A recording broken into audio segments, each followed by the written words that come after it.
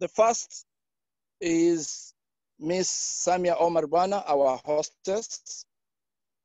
She is the founder of Halal Safaris Africa, the first travel company in East Africa to offer luxurious halal travel and Islamic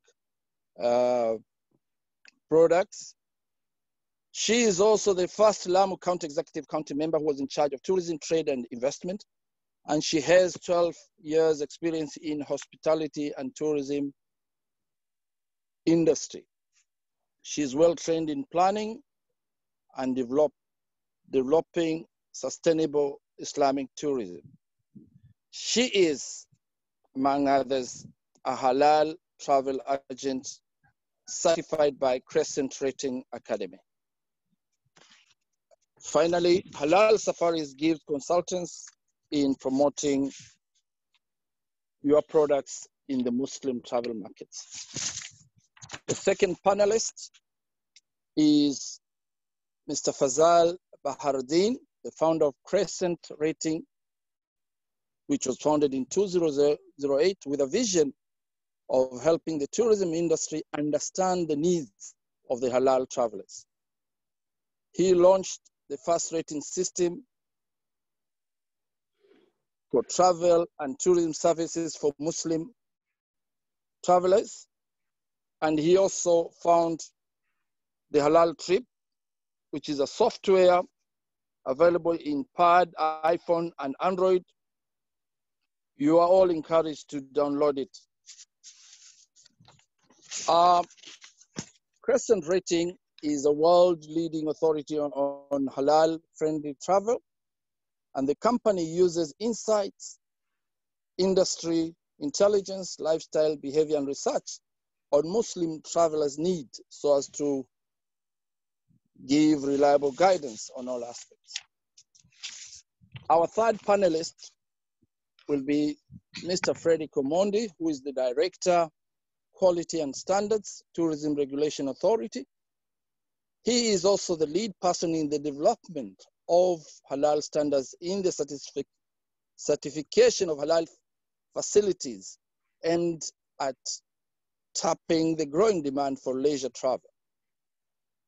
As you may all know, TRA, or Tourism Regulatory Authority, is the sole body mandated by law to regulate and license the entire Kenya tourism sector through regulation, standards, and guidelines.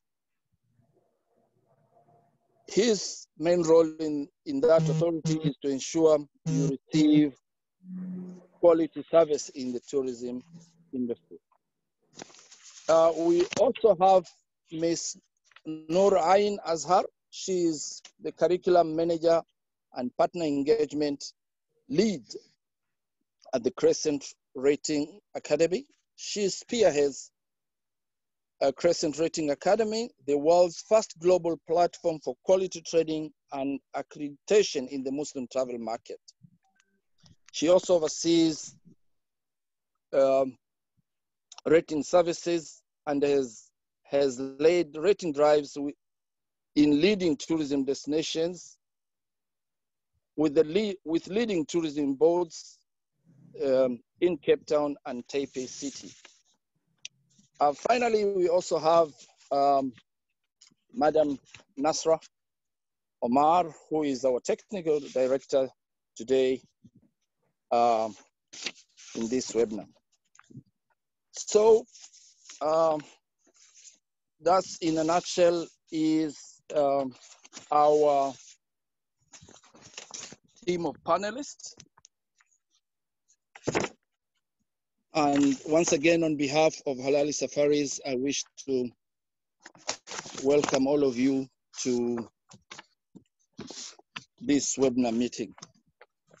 Having said that, it is now my pleasant duty to welcome the founder of Halal Safaris Africa, Ms.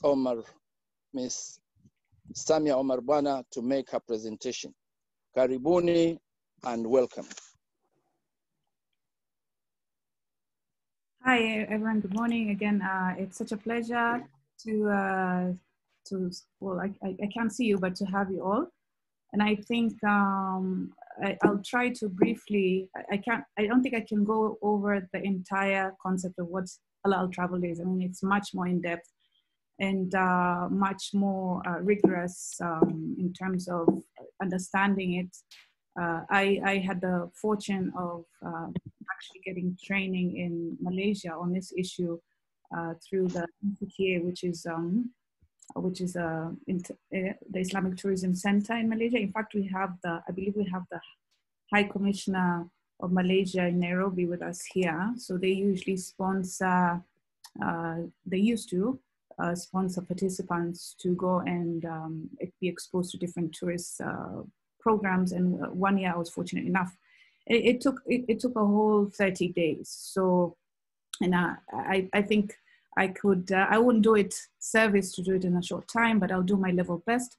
And I think what will come up is at the end of this presentation is knowing more about what CrescentRating programs are and what they have to offer, so that even after today's session, if you wish to pursue this further and you wish to learn more about halal travel, there are many other training programs that you can carry it on. So I'll do my level best to at least give you a basic understanding today.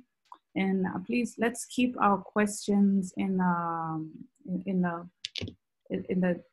question Q&A, and so that at the end of this session, which I will be able to take a question and answer at the far end of the program, together with other panelists, then we can be able to address them adequately. I'll now share my presentation, so I'll be off the video. I hope can you all see that? I think if you can't, please feel free to put in the comment box, and I can see what problems I'm having. So anyway, I think we all have our own ideas of what halal travel is and what we think of halal travel. And I think for the purposes of this session, one second, sorry, my presentation seems not to be moving. For the purposes of this session, I'll give a basic definition, general definition. It's basically any activity or event or experience that is taken in the state of travel that is in accordance with Islamic law. And that is with the Quran and the Hadith, which are the teachings of the Prophet. And but at the same time, there's so many other words and terminologies that are interchanged that seem to be confused with halal travel. And I'd like to clarify. There's a concept of Sharia compliant, which many more people are familiar with. And this is often used in Islamic banking. It's almost often used in many other sectors. So again, Sharia compliant is those that are fully adhering to all aspects of Islamic Sharia law. And that's not what we're talking about here today, because that is more rigorous and more complex than the issue of halal travel. We're not talking about Sharia compliance. At the same time, there's Islamic heritage tourism, which is often used, for example, in talking about marketing Turkey and other popular Islamic heritage destinations. Islamic heritage tourism is where the travelers are traveling in order to experience Islam. So they might not be Muslim themselves, they might come from any religion, but they're interested, let's say, in visiting mosques, in visiting Islamic heritage destinations that have a rich Islamic history and culture. So just to separate that too, so that when we talk about Islamic or halal travel, we're specifically talking about that event or experience undertaken by an individual that is in accordance to Islam, and not necessarily to be fully Sharia compliant. It's more of a spectrum of what is Islamic and what is halal. And so what we use a lot, actually, even as we market halal safaris, and as even, I think, CrescentRating, as you're familiar, for those who maybe might have heard of them before, is the terminology Muslim friendly, where Muslim friendly is more about the experience itself and how you make the traveler comfortable, how you make them feel more respected, feel more respected and appreciated in terms of having services that abide by their, excuse me, abide by the religious duties. So it's more about being tolerant and being friendly to those travelers, and less about affecting other travelers in your respective facilities. And and again, relating to being friendly, we also have to consider the fact that a lot of Muslims around the world are now looking for alternative travel destinations that are not Islamophobic, and especially after September 11. So it's not necessarily about what you're looking for as a Muslim for your religious duties, but also being comfortable. And I think Fazal will brought more into detail about this. And it's just, I think this presentation at the end of it will make you realize what are these different needs that Muslims are looking for, and what are these different priorities. But before, I'd be really curious to find out from our participants. I'm going to put a poll here. Nasra, I don't know if you can, oh, I can put it up on my side, sorry. So I've launched a poll. I'd love for you to participate in, just to let us know what do you think are the 3 most important needs for Muslim travelers. This is just out of curiosity to see what our audience members think right now. And we'll be able to gauge it at the end of the presentation, what people think. Keep going. I'm waiting for the votes to come in.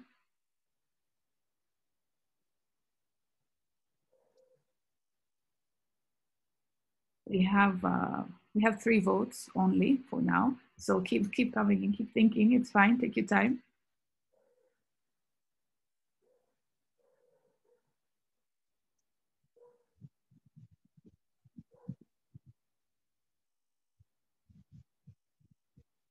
Okay, we have 10 who voted.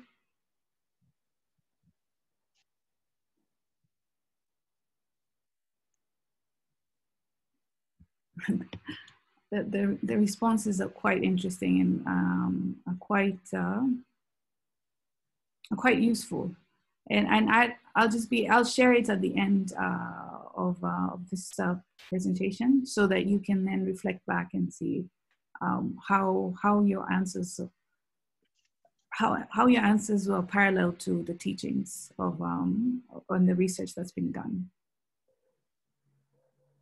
We have a couple more people to vote, I think.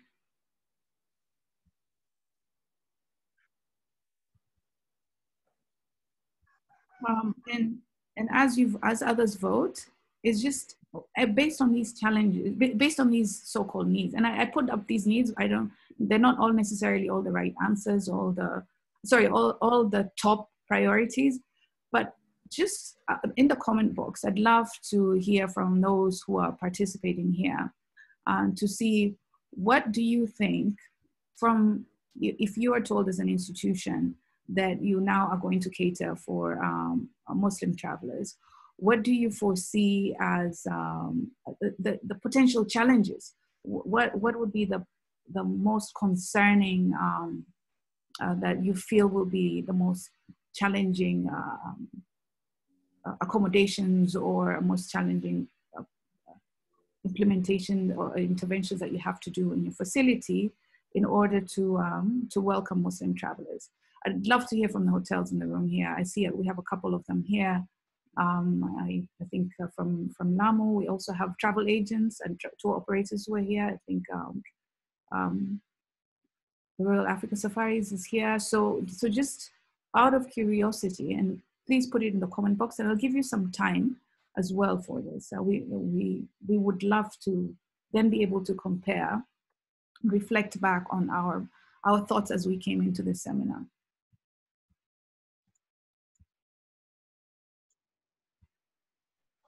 Keep them coming in.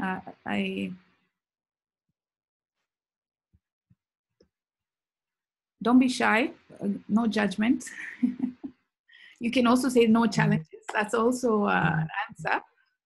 You don't foresee any challenges is also an answer.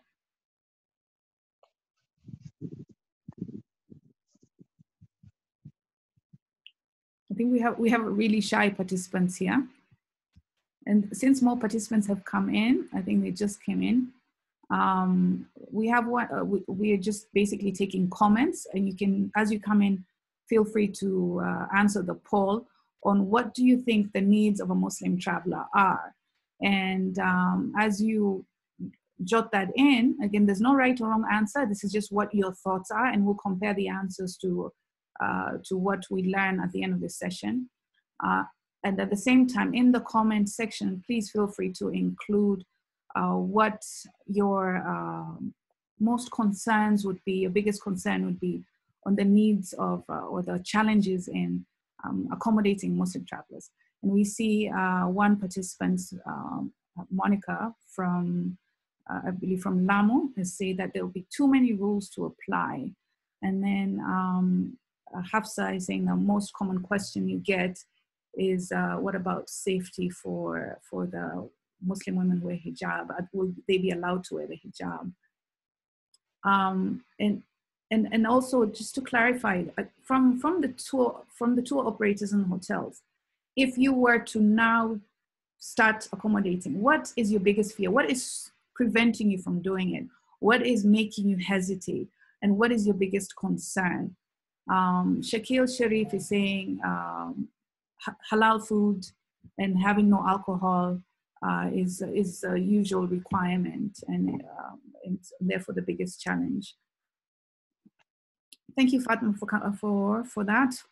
Fatma has just come in. Fatma is from the Kenyan Tourism Board, and she has actively been a player in marketing to the Middle East and to other regions. So, and I'm acknowledging you as you come in, but again, the discussion right now is in the comment section. Go to the comment section. We're not doing, because it's a webinar, we're not doing a chat to allow people to talk at the same time. You can feel free to talk over each other in the comment box. Finding out what are your biggest hesitations and concerns in starting halal travel or halal travel services. Okay, separating kitchen sections. Thank you, and we'll keep letting them come in. I think at the same time, you can keep them coming in. You don't have to stop as I'm going through this. If you see a challenge that comes up. So now that we as Halal Safaris had a brief background or a history into what this concept is, we decided as a travel company to start this business a couple of years ago because we saw there's a need, we saw there's an urgency, we saw the opportunities, and we actually looked over those challenges. And on all these challenges you're listing, they're all challenges that were actually raised to us when we were starting the company by the hoteliers as we're approaching them in the hopes that they can help us target Muslim clients. So these are very familiar. We had a research that we did with some of the tour operators and hotels that we're working with, and they're all insightful in terms of what is the potential of it and what are the challenges that remain. I think so. My computer keeps freezing. So the logic here that we have is, yes, you have the halal, you might have halal travel potential, but without the facilities, and with the facilities not interested or capable, how do you then encourage them, or how do you then build that bridge to allow facilities to be able to tap into these clients? And I think for us here, it's the fact that we're willing to join the program today, it's one step. The fact that we're here, it means that we are interested. But how do we make the informed and effective decisions so that there's improved service delivery to this industry? And that's where we come in. And so the first step is for me to give you a brief background on how is the current tourism market. And currently in Kenya, we're so reliant on the Western markets, mostly the US market and the UK and other European countries, such as Germany, France, and Italy. But coincidentally, these are the same travel markets that are the top outbound Muslim source markets according to the GMTI, which is the Global Muslim Travel Index that was done by CrescentRating, which we'll expand more further on. So we're not far from the goal. The same markets that we're targeting as Kenya are the same markets that are the top Muslim source markets according to GMTI. The difference is that we're not attracting the Muslims in this market. We're only attracting the non-Muslims in those markets. So how then do we now expand our reach? Looking at this here, which is the map of the top outbound Muslim markets. These are the destinations where, the origins of countries where Muslims are coming from the most when traveling to other destinations. So the highest number of Muslim travelers are coming from China, France, Germany, India, and Italy, which are non-OIC countries, which are non-Muslim countries. And these are again, I'm separating from Muslim and non-Muslim so that you understand that we're mostly right now targeting Western and non-Muslim market. So based on those ones, which I've highlighted in red, China, France, Germany, India, Italy, USA, and UK, they are actually also the top 10 in the Muslim outbound market. So we're on the right track. And if you look at Africa, and I'm sorry, I'm running over time. If you look at Africa, I'm just focusing on this one. I'll rush through the rest of the presentation. Look at Africa, and you see that Nigeria and Turkey, which in Kenya currently, for those who are familiar with the tourism sources in Kenya, Nigeria and Turkey are the biggest Muslim source markets that are providing Muslim travelers into Kenya. So currently, Nigeria, according to the Tourism Research Institute, is Nigeria, Somalia, Pakistan, Sudan, and Turkey are the top 5 Muslim countries offering travelers into Kenya. But how do we now switch it so that even we're getting UK Muslim travelers, we're getting US Muslim travelers, we're getting Malaysian Muslim travelers, we're getting from other source countries as well.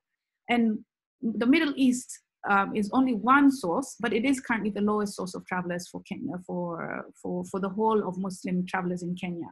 But what about other sources of Muslims? We have to remember that there are more Muslims outside the Middle East than those inside. So looking outside the box. And CrescentRating did the Global Muslim Travel Index research, where they've shown that this industry will grow significantly, and predicting that by 2026, the travel expenditure will be $300 billion. So it's a large, not just a large travel segment in numbers, but also a large travel segment in terms of costing. So I think for us here, we have to appreciate how far we've come. So in Kenya, in 2018, the Global Muslim Travel Index rated us as 73 out of 130 countries. Now, in 2019, we're number 51. So there's something we're doing right, and there's something that's improving. But is that trickling down to financial benefits to the institutions? And this year, we're number 19 out of non-Muslim countries that are attracting Muslim travelers. And comparing to South Africa, that's far from it, because South Africa is actually ranked 6th in non-OIC countries overall. And they have similar attractions that we have to offer. And I think these results table, you can look into more detail, but it's just showing that based on the assessment done by CrescentRating, which looks like, Fazal will expand on later, looks at the opportunities that Kenya offers compared to other countries.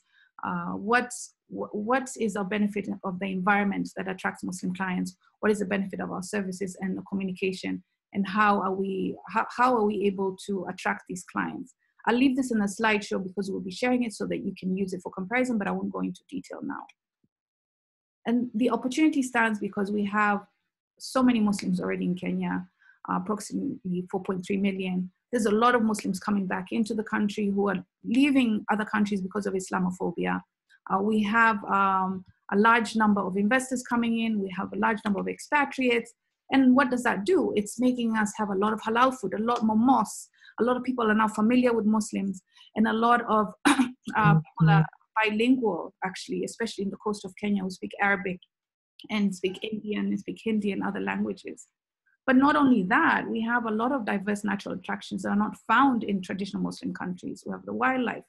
And parallelly to Turkey, we have a lot of rich Islamic history and heritage, but we have more Muslim travelers going to Turkey who don't even know about the Islamic history and heritage we have to offer here.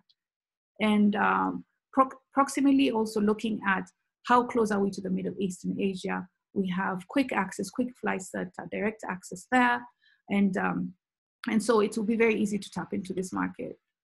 And this is not a new concept. We already have, in Kenya, halal is not a new concept. We already have Islamic banking, which is offering Sharia compliance. And yet it's not just Muslim clients that use it. Everybody uses it.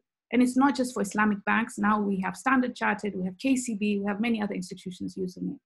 And the halal food industry is also not a new thing. This is something that you find Farmer's Choice, sorry, not Farmer's Choice, Kenchik, KFC products that are certified as halal in Kenya, but everybody uses those products. It doesn't limit other people from using them, non-Muslims and non-Muslims alike. All it is that the Kenya Bureau of Halal Certification, who usually provide certification and after inspection of a food, provide a sticker and a certificate, a logo that you can use on your product that makes it then therefore something that a Muslim client will have more confidence in using, but it doesn't negate other travelers from using it. So what about the halal travel industry? Now we are here to ask a question: who certifies these halal tourism services? Who creates this travel policy? How can these services be rated? And where can these travelers get more information for halal facilities and services to make it easier for the traveler? And that's really the intention of this forum. And in regards to who certifies halal travel services, TRA will do a presentation because they want to do it. They're starting on these draft travel guidelines, and they worked with KHBC to consolidate halal food with hotel certification. It's in draft, but he'll talk more about it next and let us know what's the status with that. At the same time, internationally, you have CrescentRating, who's here with us today. They use insights in order to look at the lifestyle and behavior choices of Muslims, and use that to guide organizations around the globe. So that is the agenda of this forum. Let us ask these questions that I mentioned earlier, and let us now move forward. And how do we raise awareness? How do we do research? How do we look at policy and regulations?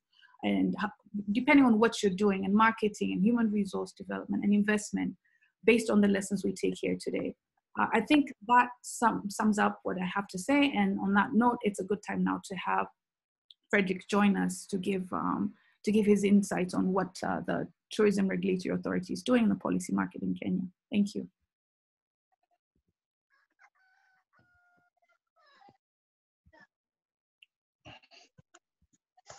Thank you.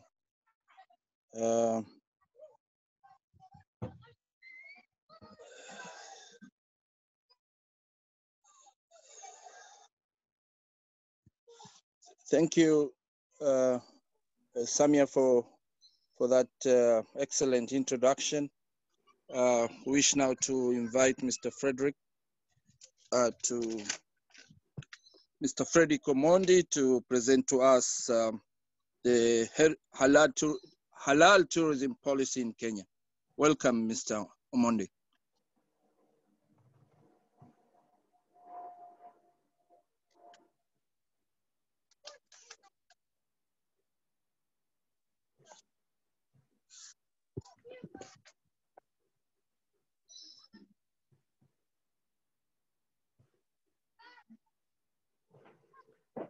Thank you very much, all participants and the attendees who are with us in this very important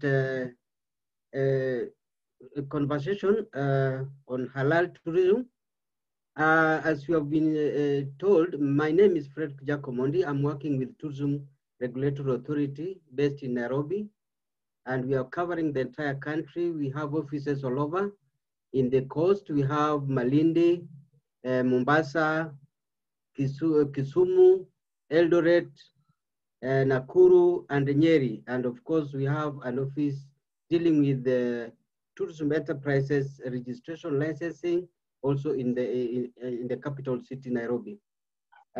Mine is to answer to the question: is there a policy or regulatory framework favorable for the development of halal tourism?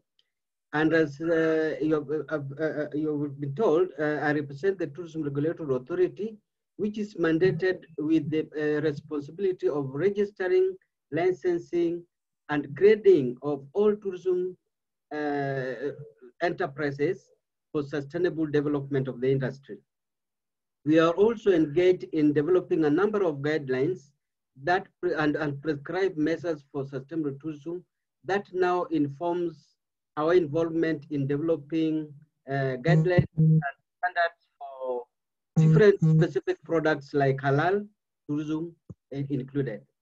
We also develop and specifically grade based on grading systems. As in, you are aware, in Kenya, we are already running with the regional classification system.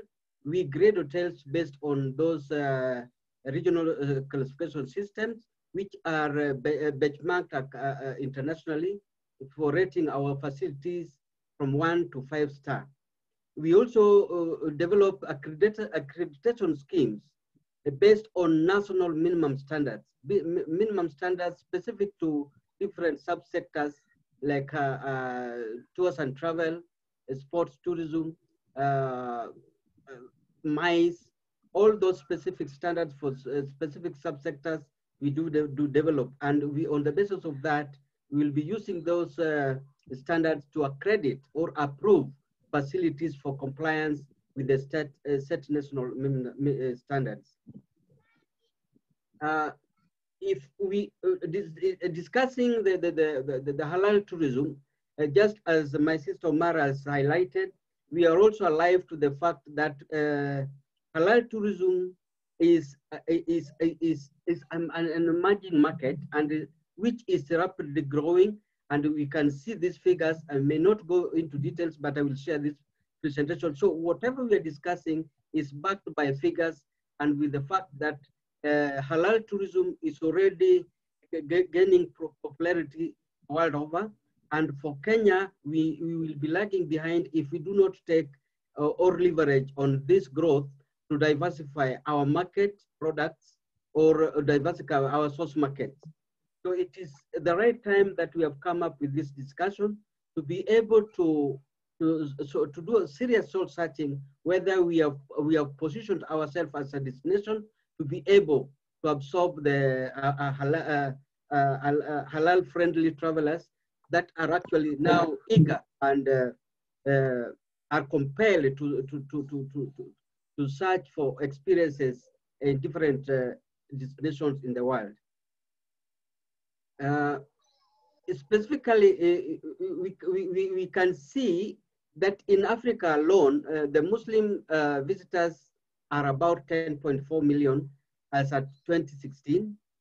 In Africa, as we have seen, Egypt, South Africa, Zanzibar, Morocco are leading examples and in fact, in South Africa, they have even come up with a specific South African National Halal Authority.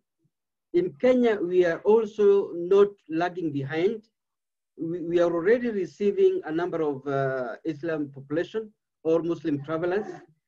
And of course, under our Vision 2030, the blueprint for our national tourism, national development, it was envisioned that Kenya should be developed as one of the top leading destinations, providing high-end and diverse and distinct visitor experience. And for us to be able to achieve this, standards play a greater role in preparing our service providers with guidelines on how to be able to develop standards that will be able to match global competition. And therefore, our role as TRA is key in facilitating the industry players in providing them with the standards that will guide the production or development of standards that are competitive. And therefore, this also, for us to be able to achieve this, we have seen the opportunity available in the opening market, halal friendly tourism, which is coming emerging as one of the largest markets for tourism. We can also aggressively try to diversify our market, to tap that market, to back our regional and domestic tourism. during this COVID period or post-COVID. And therefore, we as an authority, we have been engaged in developing several pieces of guidelines, which are including food safety and hygiene, halal standards for all the accommodation and catering establishments that already on the process. And now specifically to confirm that we have adequate policies, the National Tourism Act provides specifically for licensing of all tourism establishments offering accommodation and catering.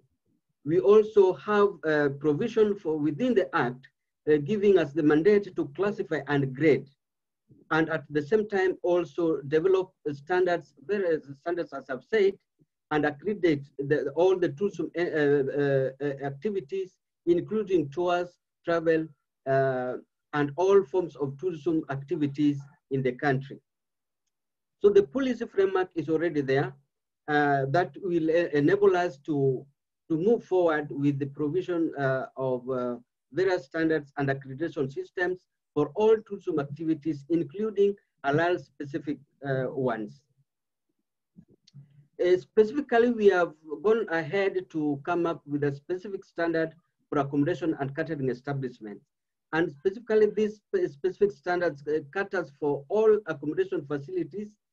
Those businesses that have opted to remodel their business models to be attractive to the Muslim travelers, those who have chosen to do that, we have been able to engage the entire tourism stakeholders in the development of these standards, and we have put up a very good standard for this purpose as a priority area, accommodation and catering establishments.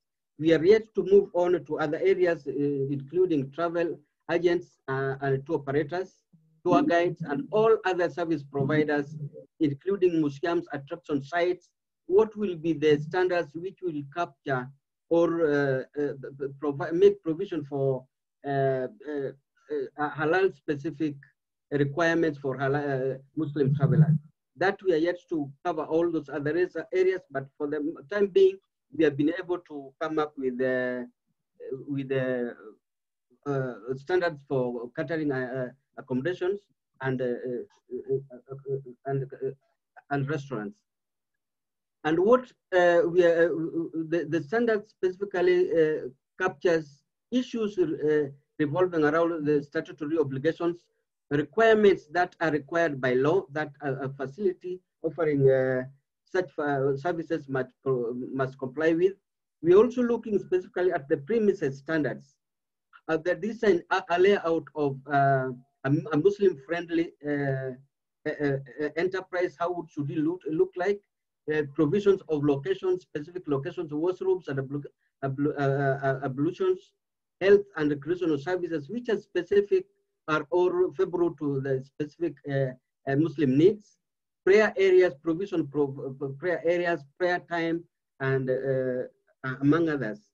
We also specifically looking at the provisions for the entire operations on how halal food should be handled, by who and how they should be stored, how they should be presented, and how they should be serviced, and the menu preparation and how it should be presented, all those.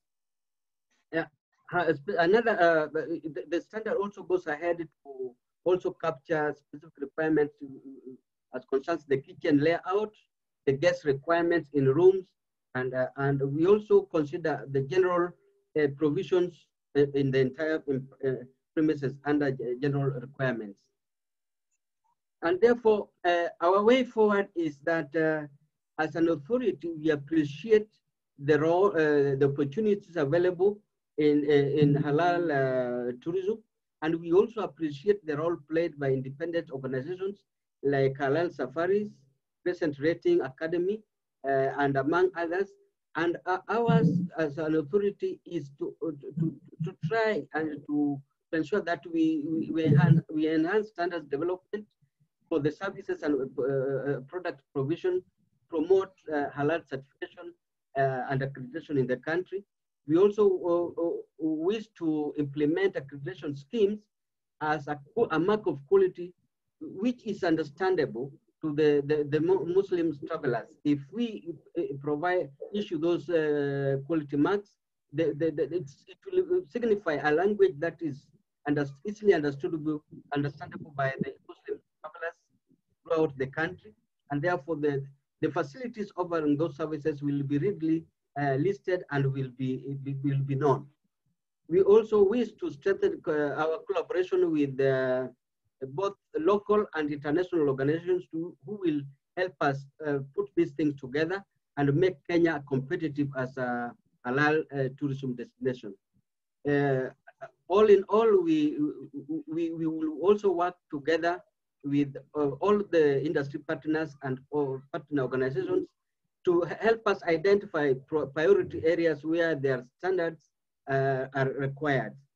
And I think that is all I want to say now. Maybe I can come up with during question and answer time. Thank you very much. Thank you, Mr. Frederick Omondi. I think from your presentation, we have a better understanding of what the TRA is trying to do as far as halal tourism policy is concerned. Thank you.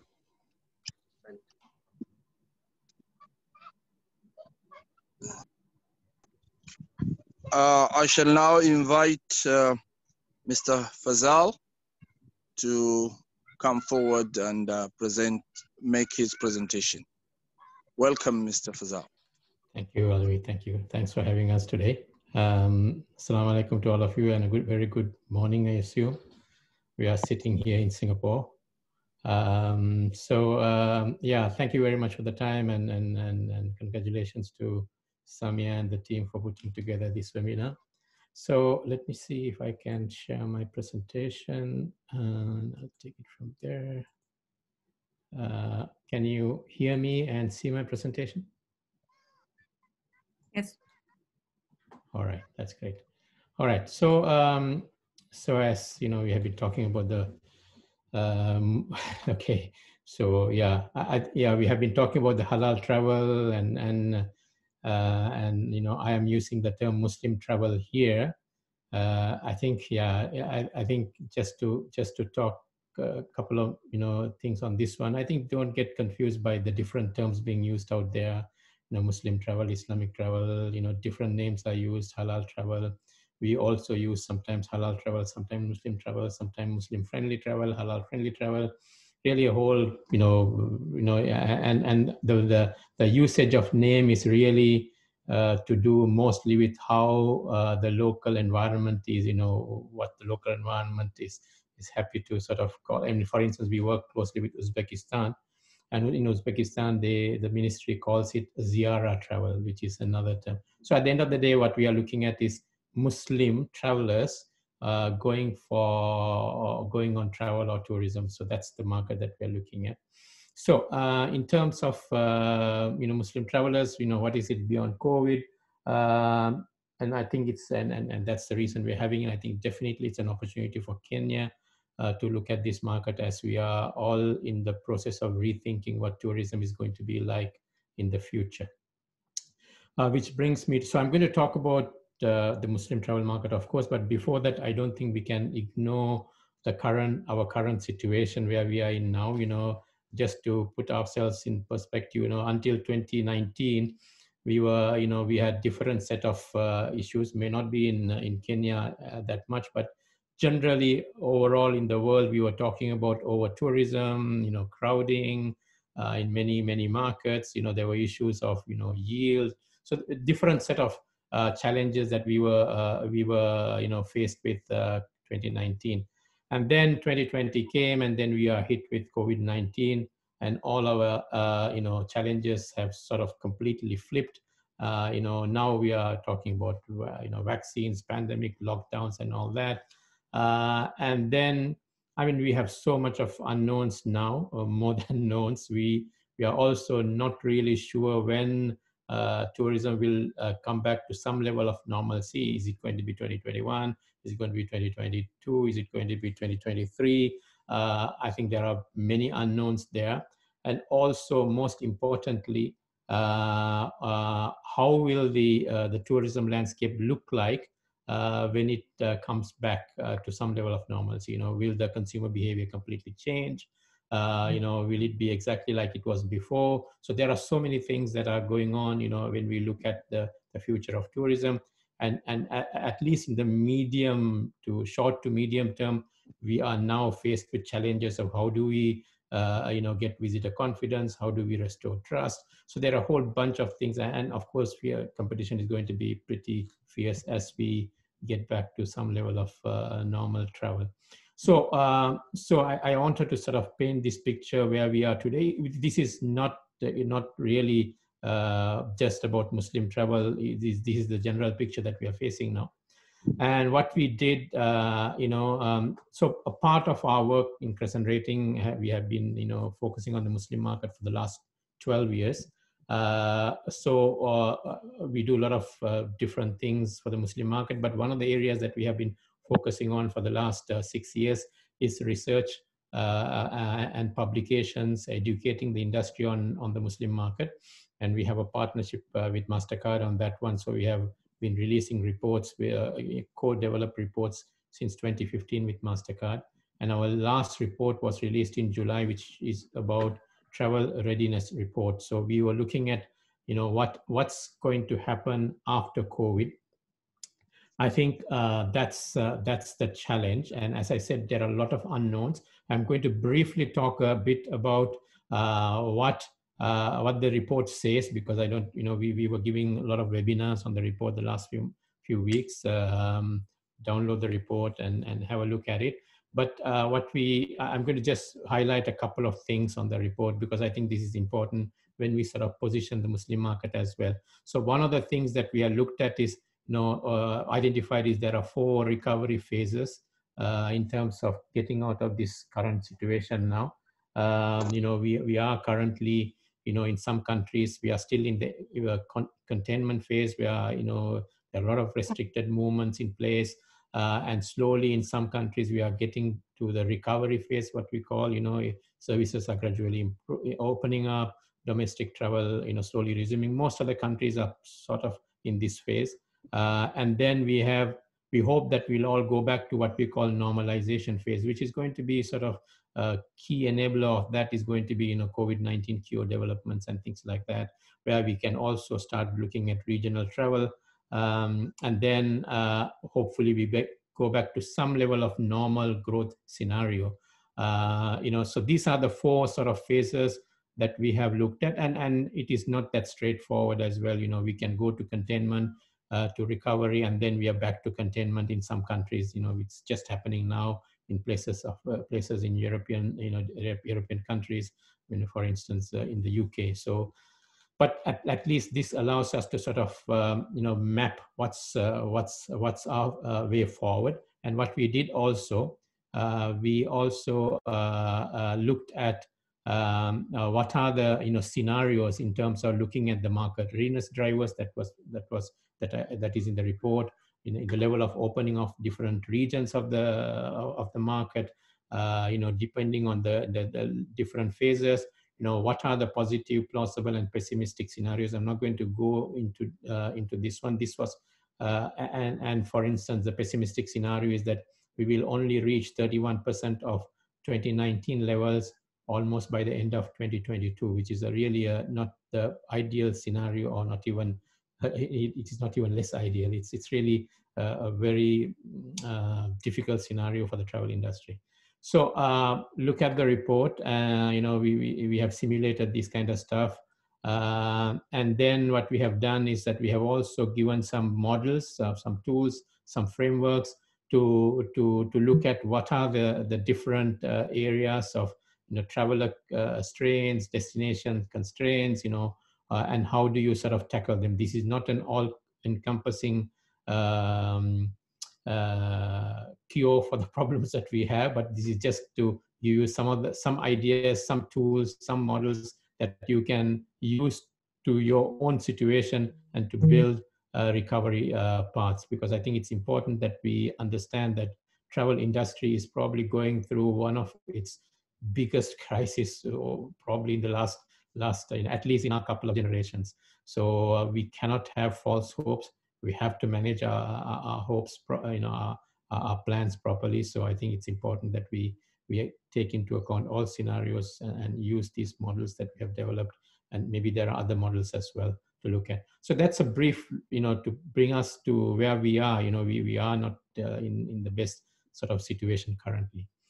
So that brings me to now talk about the Muslim market. So this also an opportunity sort of look at, what are the other markets to look at beyond COVID, when COVID gets back to some level of control. So that's, this is what we have been doing with many other destinations as well. Muslim market is now probably coming into the limelight, because that's the market that you could also now start looking at, next stage of, destination development. So what's the site? I think Samia also showed some numbers. Mr. Frederick as well showed some numbers. So these are numbers that we have been releasing over the last years. So every year we release, the past year's numbers and our projections. I think you must have heard about this report now a few times in the MasterCard CrescentRating Global Muslim Travel Index, the GMTI, we release every year. So this year, 2021, which normally we release in April, we did not release it this year because of the current situation, and we're planning to release it end of this year. In terms of numbers that we have been looking at, and up until some, if you look at year 2000, there were, our estimates were there were 25 million Muslim travelers in year 2000, and by 2018, it was almost 6 times to 140 million Muslim travelers. And our projections for 2020 was 160 million travelers. Of course, that will not happen. That's the reality. That will not happen because of the COVID. I mean, it's not a Muslim travel market thing. I mean, as we understand, it's the overall travel industry. So that's definitely not going to happen. Of course, 2026, we had projected 230 million Muslim travelers. Will that be 230 million? Will this impact in 2020, probably 2021, have an impact on this one? This is something that we are going to simulate later this year. But irrespective of that, what Muslim market is definitely one of the markets within the growth scenario that we are looking for future travel. Muslim market will play a huge role. There is no question about that. It may not be this particular number, but overall it will play a huge role. Simply because, I mean, there are many other reasons, but simply because one particular reason is the Muslim population. By 2030, there will be 2.3 billion Muslims in the world, and that's about almost getting close to 30% of the world's population, 28, 29, 30% of the world's population. And also importantly, there are very young demographics. If you look at the demographics of Muslim travelers, Muslims around the world, this is ages here, and this is the population in 1,500,000, So you have a median age of Muslim population at 27, and 60% of them are below 35. So that's a really interesting market. You cannot avoid this, no matter whether it's in travel or any other business. You will have to look at them as a consumer segment, because they are a big growth market in terms of the quantity, and also they are a younger population. So that's about the market itself. Now, okay, let me talk a little bit about the Muslim Travel Index. So if a country wants to, from a Muslim travel point of view, if you want to know, okay, what should we do in order to attract this market? How do we go about doing things? So that's where the Muslim Travel Index helps. We have been, ranking countries every year since 2015. We rank 130 destinations. Based on a criteria, a model that we have used for our ranking called the ACES model. So where we look at 4 areas of a country's a destination. So we look at the access to the destination in terms of visa requirements, connectivity, transport infrastructure. Although these are not very, there's no Muslim travel element to it. What we look at here is that what are the visa requirements for top Muslim outbound markets? What are the connectivity, air connectivity, ground connectivity to top Muslim outbound markets? So we look at from a Muslim outbound markets angle, the access to the country, how easy or how difficult it is to access the destination. Then we look at the level of communication that the country does both internally, externally, in terms of educating the industry on the Muslim travel. Are they talking to the outside world of their Muslim-friendly services and facilities? Ease of communication in the destination, and the level of digital presence to highlight their Muslim-friendly services or facilities. So that's on the communication. In terms of environment, we look at general safety, Islamophobia. Are there any restrictions for faith restrictions? Do they have issues with female wearing Muslim attire? And we also look at general things like visitor arrivals and enabling climates and all that. And most importantly, we also look at the service, and this is probably the most, when it comes to Muslim specific needs, that's where we look at whether we look at number of areas in terms of core needs, availability of halal food, prayer facilities in the destination, and in terms of core services, we look at specifically the services provided in hotels and airports in terms of Muslim travelers. So this is how we rank. Although this shows about 11 or 12 categories here, actually we look at almost 40 data points in order to rank countries or destinations on how Muslim friendly they are for Muslim travelers. We have to be very careful when I say how Muslim friendly they are. We are not looking at how Muslim friendly they are for their local population. That's not the way that we look at this index. So it's for visitors who are coming to that country. So I'm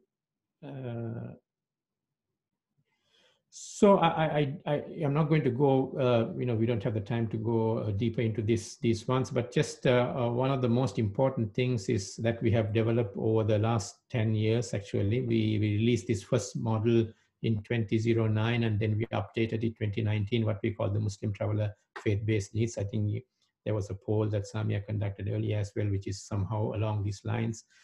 So we sort of identified the most important needs of Muslims when they travel, and to help the industry also to sort of demystify and make it easier for them to implement. We also categorize them in 3 priorities. This is the highest priority, need to have.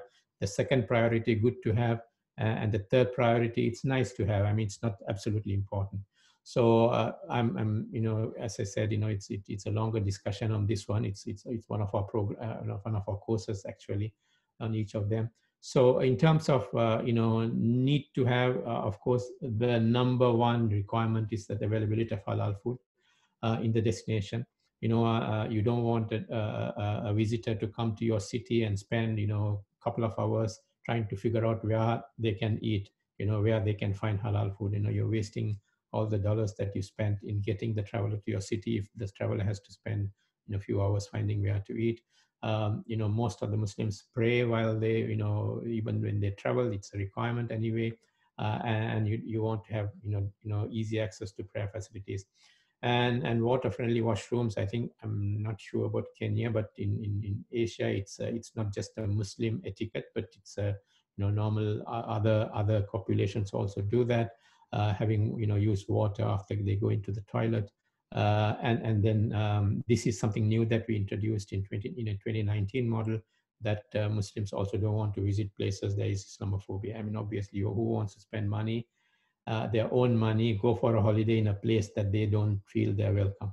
So, I mean, this is the model. I mean, there are many papers that we have published on these things. So please go download our reports or look at some of our tutorials, webinars, and stuff like that to have further information on that. We also have our online modules to describe more on them.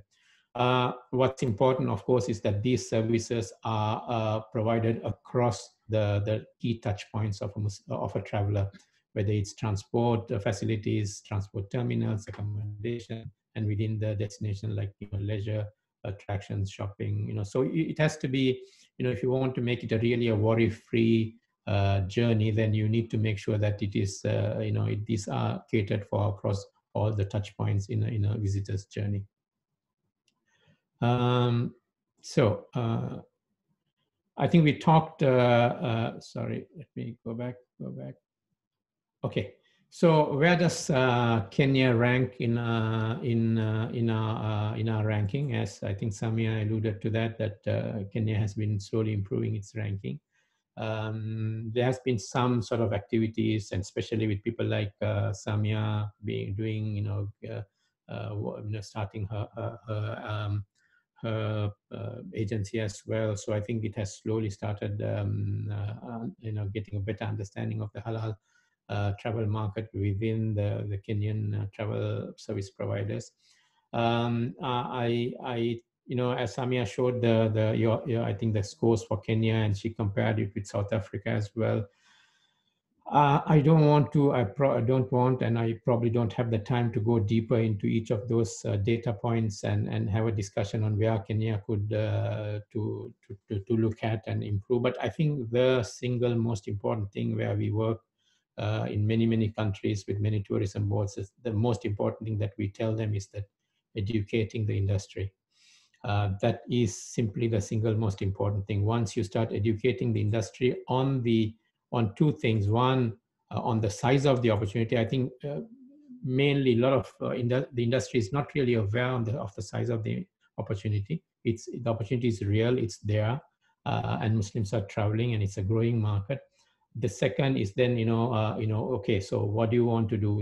And as I showed earlier, it's not really rocket science. It doesn't, you don't need to really do a huge amount of things in order to make Muslims feel comfortable in most of the, attractions or, hotels and things like that. Of course, like halal food requires some level of effort and some level of work. But other than that, most of the other things can be handled much more easier. So it's about educating the industry on the market size and how easy it is to cater to the Muslim market. It's not really so complicated as people probably think, or people probably make it to be. So let me close this, and then we can go to some questions. Once again, it's an opportunity for Kenya and probably other African destinations as well. And as Samia has mentioned, there are a lot of work we have done with South African, especially in Cape Town tourism, and they're beginning to reap the benefits. Of course, COVID has put some break to it. And Kenya, you know your destination. I think from a tourism point of view, you have such great products. At the end of the day, we have to understand this. I think Muslims are coming to Kenya not to have a halal food. That's not the purpose of their coming to, there's great halal food in Kenya. Let's go to Kenya to have halal food. Or there are great mosques in Kenya. Let's go to Kenya and visit the mosque. Whether Muslim or not Muslim, they are coming to enjoy what Kenya has to offer in terms of its nature, culture, and food. Food, of course, plays a huge role in that, and to get involved in the activities and experiences. But the key for when it comes to Muslims is that while they enjoy the nature, while they enjoy the culture, while they are enjoying the experiences, you don't want to be worrying about their food. You don't want to be worrying about where to pray. You take out those worries out of them so that they can fully engage with what you have to offer in terms of the tourism products. And they spend money in your tourism products, not go 2 hours looking where to eat, because that's a lost opportunity, so that's the whole idea, about catering to the Muslim market. So I think that sort of brings me to the, sorry, one more slide. I think this, so just very briefly on what we do. As I said, we have been in this market for almost 12 years now. We look at 3 areas in terms of helping destinations or facilities: education and certification. So we have our own rating system that we rate hotels, restaurants, and all that, how Muslim friendly they are. We work with many tourism boards on this around the world. We have our educational programs, which Nurul is going to briefly talk about next. We also help in capacity and capability building in terms of products and services, and we do a lot of work in terms of marketing and promotion of destinations. Many of the work like Muslim visitor guides that are for Australia, for Indonesia, for Philippines, for Singapore have been actually developed by us. So these are the areas that we work on. and we do work with quite a number of tourism boards across the world. Thank you very much, and let me hand it back to Alavi. Thank you, Fazal, for that very, very informative presentation. I think the picture is getting clearer on what the Muslim halal traveler looks forward to when he or she chooses a destination. And with that, thank you very much. I wish now at this juncture to invite Nur Al-Ain Azhar, very, very beautiful name, the curriculum manager and partner engagement lead at CrescentRating Academy. Please feel welcome, and let's hear from you. Yep. Okay. Assalamualaikum, everybody, and good morning to all of you who is attending. There's probably 30 of you taking time off to join us in this webinar session today. And also really taking this opportunity to thank Samia as well as Halal Safaris for organizing this webinar. So basically this whole entire session, what I will share with you is a brief overview of what we do at CrescentRating Academy. So let me just share my slides first. Hopefully you can guys see. Yeah, okay. So as mentioned by Fazal, one of the most important thing that we realize, or what the industry is lacking, is about awareness and the education aspect in terms of what halal tourism is and what the faith-based needs of Muslim travelers are. And I've seen in some of your chats as well that one of the important issues is also about the lack of awareness about what halal food is, especially in the kitchens in the halal tourism industry. So what we really aim to do is to enable every member of the workforce in the travel industry, from be it like the frontliners or the C-suites, senior managers, to have the competencies as well as the skills and knowledge required to really maximize the opportunities available during this halal market. Okay, so just what Alawi has introduced us. So we recognized and we formalized our academy, which is basically our training arm of CrescentRating. And we are the world's first global training platform for quality training and certification in the Muslim travel market that specializes in halal tourism. So we not only just train, but we also do provide certification that you can use and have it, put it up on your LinkedIn, or even be part of our CrescentRating Connect, which is our halal professionals directory for all the certified trainees basically on CrescentRating Academy lah. Okay, so our vision is to be the leading education provider in halal tourism for the global tourism industry, with the mission of to grow and inspire professional services and destinations by providing training and accreditation on halal travel. Okay, so over the course of a few years since we formalized the whole entire training program, we really have developed and delivered our specialized training and development programs to over 1,000 participants across 30 cities, and 17 countries. And it also includes from individuals, the organization level, as well as tourism organizations as well. So one of the key areas that we have worked with, or rather we have delivered some of our programs, is to Cape Town Tourism, Ministry of Indonesia, Uzbekistan Tourism, as well as Philippines Tourism, just to name a few. Okay, so our programs are basically developed based on our competency framework here that you can see. So the programs are actually split across 3 levels, from the generic market readiness, which is the level 1, and then level 2, the sector immersion, and then the level 3, which is the executive education. So these programs are catered to the different needs of the different talent pools basically, and we also deliver it in a variety of delivery modes. So I can basically give you a brief overview of what we do in these different levels. So okay, so in this current climate, we typically don't travel. There's quite a number of travel restrictions, and delivering our full suite of learning and accreditation programs online is the most feasible option. So we have changed and introduced all our programs online, so you can have join in and then, you know, learn through, even if you're working from home or if you're working from office, it's much easier for us to engage with all of you guys. So just like the first webinar that we are sitting in here, we also have the general halal awareness webinar, where it's really just an introductory overview of what halal is across all the travel industries as well as the lifestyle market. And it's something similar that what we are having here today.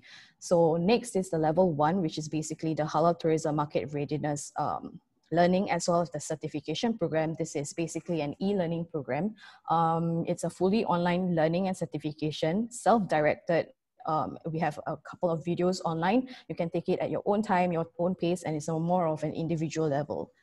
So for level 2 is a virtual classroom experience where we actually have 2 broad categories. So one is the sector immersion and the next one is the Halal Chef World. So the sector immersion is more towards the a customized training program for service professionals, usually those in the front lines, to teach them about the customer service requirements, what they have to do when they meet Muslim travelers, what are the requirements in order for you to delight and, you know, make their experience a more delightful experience, and then eventually convert them to loyal customers perhaps.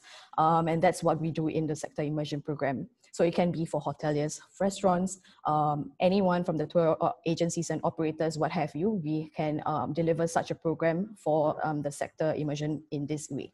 So the next one is the Halal Chef World. So as the name suggests, it's a specialized halal gourmet competency training and certification for chefs.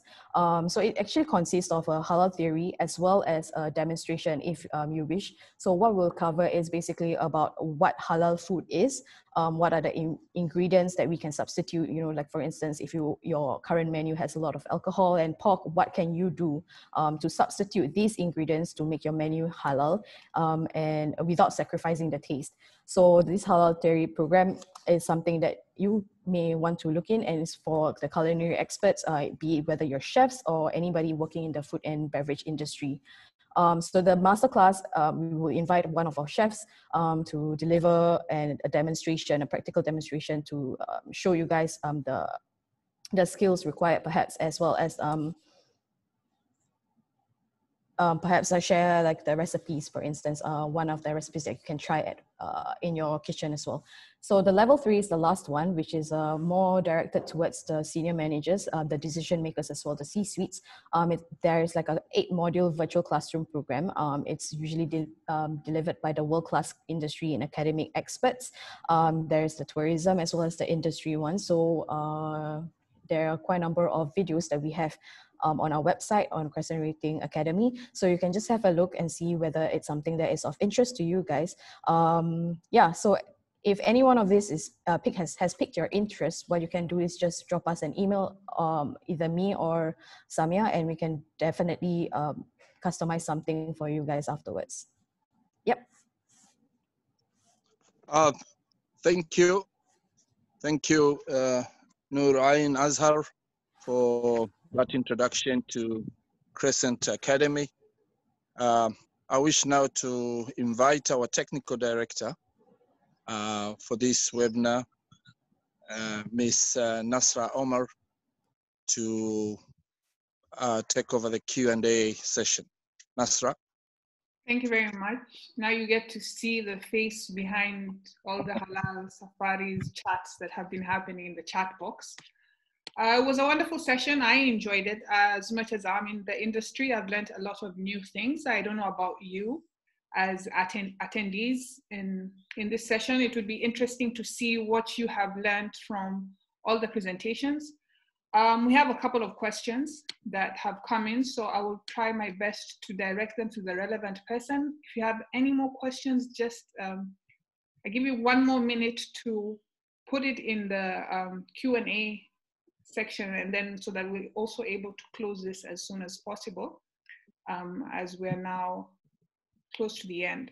I just have food for thought for now, especially for the attendees, because one of the many questions that have come, or I can see from the chats, is why it's so difficult to cater to Muslim-friendly travel, which Fazal, Samia, Nurline, and Frederick have kind of explained that it might not be as daunting as we think it is.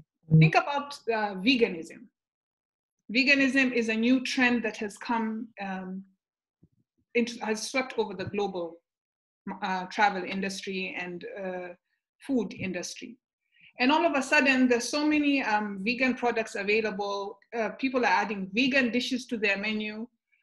Small things which you have to go all the way out to exclude eggs, milk, meat, and to make the food still delicious and palatable for vegans. So if we can go all out for vegans, who I don't think make up even 1 billion of the world's population. It's a very small population of the world that's vegan. So what if we go out of our way to just cater to halal food so that we have more Muslims coming into our facilities and all that? It's not even you're taking away something. You're just changing a couple of things, or maybe using halal meat. Anyway, that's food for thought. We'll come back to that. For now, the first questions we have is from, it was an interesting one. I think this is directed to Frederick. Does Kenya have a plan of collaboration with the Tanzanian Tourism Board to work on an expansion opportunities for halal safari tourism? Because many people who are interested in Kenya are also interested in Tanzania most of the time. So Frederick, are there any plans for TTB to work with KTB?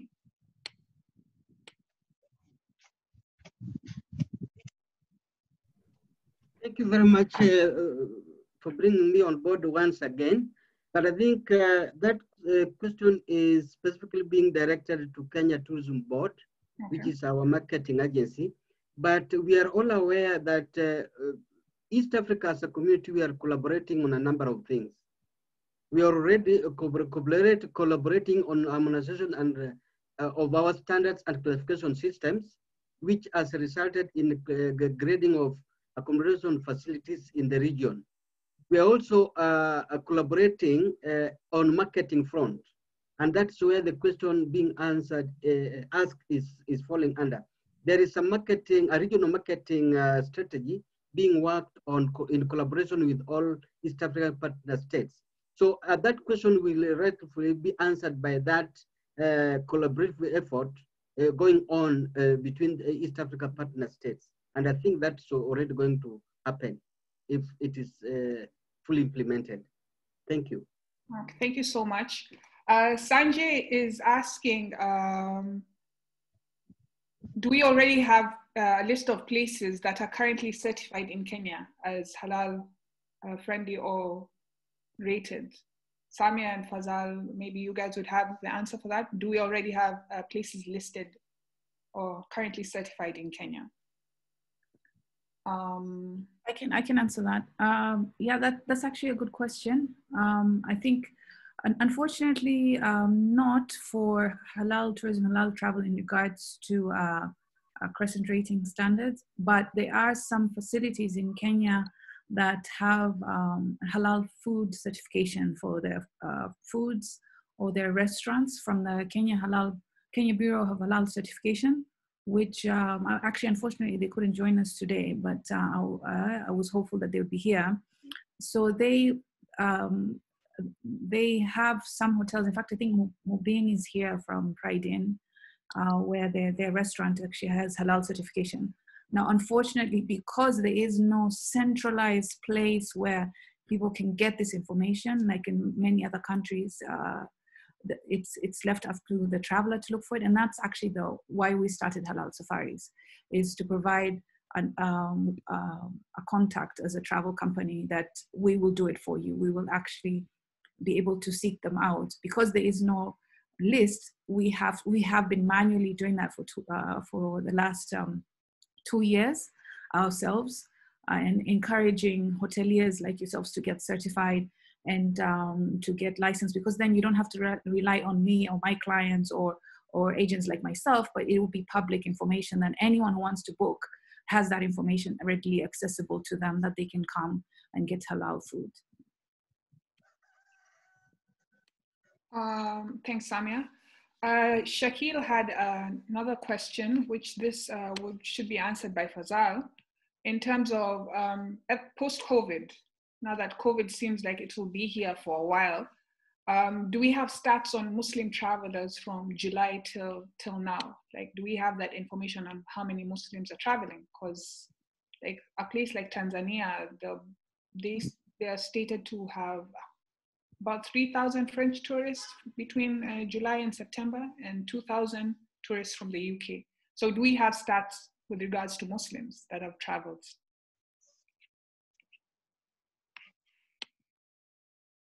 Fazal, you're on mute, unfortunately. Sorry, thanks. No, we answer that question is no. We have not really gone into understanding the numbers right now, simply because I think numbers are pretty. It's not a pretty sight. I mean, it doesn't really. I mean, just for our own comfort maybe, but from an industry point of view, the current numbers doesn't really give us any indication of how it is going to be in the future. I think we may, look at. We are going to look at when we publish Global Muslim Travel Index 2020, hopefully in December. We'll both look at 2020 numbers. However, as I said, 2020 numbers, UNWTO has already published so much of numbers. We are going to be 70-80% down compared to 2019. So there is, and this 30% was mainly in the first quarter of this year. From March to December, it's really not a nice scene. So, but we will look at the impact on 2020 on our future numbers in our report that we're going to release in December, because whether we're going to see some getting to the same level of growth by 2026. Okay. Thank you so much. I think if you have any, there's one more question, Fazal, which I want you to also answer is, okay, Abu says we've been focusing a lot on halal travel. Well, how about the airlines? Like, we've been talking a lot about the tour operators and the hotels. Like, is there anything about the airlines can do, or there isn't much need? Because from my perspective, based on the things that you have listed that are important for Muslims, very few of that really touches on the airlines. But you tell us. So I think the airlines is a slightly different situation. So first of all, airlines have always been providing different. The main issue with airlines is that, again, it boils down to two things, right? It boils down to food and prayers, which are the real issues when it comes to any touch point, right? So when it comes to airlines, the food was already there in many airlines ages ago, right? There was, you can order whatever food you want. You want Muslim food or you want vegetarian food. That was already there in the airline industry, even before we started talking halal tourism, right? Because the airline industry, because once you get into airline, you have no choice. You have to eat their food. You can't go walk into anything else. So having said that, apart from that, airlines have not done much in terms of catering to the Muslim market. So of course, when it comes to prayer facilities, I think if you look at some of the airlines are already catering to that. If even as simple as having the prayer times on the entertainment screen, you have a number of airlines who are providing that. Even Emirates, maybe Saudi Airlines. So there are those things. So I think the more difficult part is to provide some level of prayer, possibility to pray on a plane, especially if it is a long-haul plane, a long-haul flight. And you see that also now in some airlines, you have that possibility as well. So, I think in general, airlines have mainly stuck to the food, which is, I think, the critical part.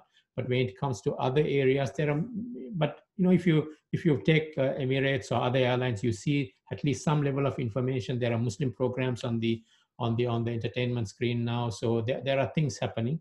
We were going to sort of do a few things on the airline part just before the COVID came on and invaded us. But we'll probably get back to that in 2020, 2021 in terms of doing a few things to still improve the quality of a Muslim traveler on an airline. Thank you. We're about to close very soon, but even before that, since most of the attendees are from Kenya, I think you've heard recently that Sarit Center is a big mall. They may be the first mall, can correct me if I'm wrong, they opened a new wing and they now have a prayer room, a prayer section. It's a very small addition. It's just a place where somebody can comfortably go in and pray. And I can guarantee you a lot of more Muslims would consider going shopping there because of the ease of being able to do everything and not leave to go find a place to pray. And they will increase their sales. They will increase the length of time people stay in that area. So you, in a way, by catering to the needs of Muslims or Muslim travelers, you are building your own business. You're having more people come in and stay with you. They're not going to look for activities elsewhere.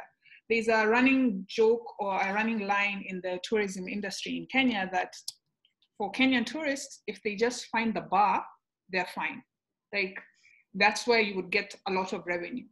But when you think about it, for Muslim travelers, if they want to spend on activities because they don't want to just sit, some want to just sit in the hotel and do nothing, but there are many who want to go around to do activities within the space. So if you can bring in all these facilities, keep them in your space, you're going to increase revenue for your facility. So I will urge you, there's CrescentRating has a lot of trainings on this, as Nurul had shared, on how to spruce up your menu, how to make small amendments. It goes as little as just having designated plates for non-halal food or having designated plates for halal food, and it would change everything. So I will call Samia to close this session. I know she also wants to share the results of the poll. So Samia, you can just finalize. Thank you. I think we're at the end.